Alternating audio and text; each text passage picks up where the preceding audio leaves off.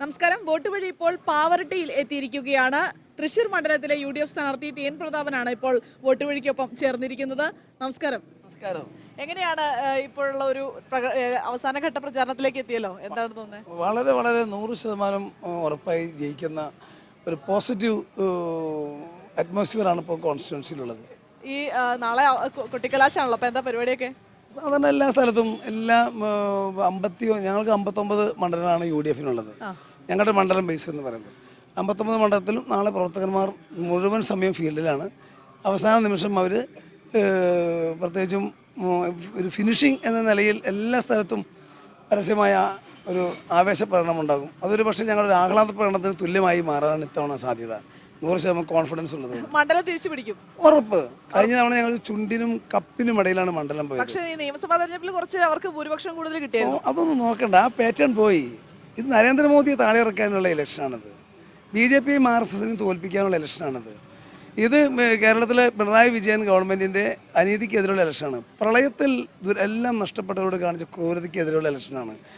മാത്രമല്ല വിശ്വാസ സമൂഹത്തോട് കാണിച്ചുകൊണ്ടിരിക്കുന്ന വഞ്ചനയ്ക്കെതിരായിട്ടുള്ള ഇലക്ഷനാണത്. ഇപ്പോൾ ശരിക്കും താങ്കൾ ആരാണ് എതിർ സ്ഥാനാർത്ഥിയായിട്ട് കാണുന്നത്? കാരണം നെക്ക് ടു നെക്ക് ആയിട്ടാണ് സുരേഷ് ഗോപിയും TN പ്രതാപനും ഉള്ളതാണ് ചിലയിടങ്ങളിൽ ഞങ്ങൾക്ക് കിട്ടിയ റിപ്പോർട്ട്. ആരുമായാണ് മത്സരം?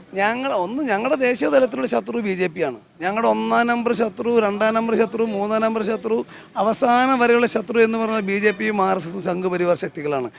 ശബരിമല വിഷയം എത്രത്തോളം ഈ തെരഞ്ഞെടുപ്പിൽ പ്രതിഫലിക്കും? ഞങ്ങൾ അതിനെ രാഷ്ട്രീയവൽക്കരിക്കാൻ മുൻപേ ശ്രമിച്ചിട്ടില്ല. ഞങ്ങൾ ഏറ്റവും ആദ്യം ഉമ്മൻചാണ്ടി മുഖ്യമന്ത്രിയായ ഗവൺമെൻറ്റാണ് 2014 ശബരിമല വിഷയത്തിൽ സുപ്രീം കോടതിയിൽ ഭക്തർക്ക് അനുകൂലമായ വിശ്വാസികൾക്ക് വേണ്ടി അഫിഡവിറ്റ് കൊടുത്തത്.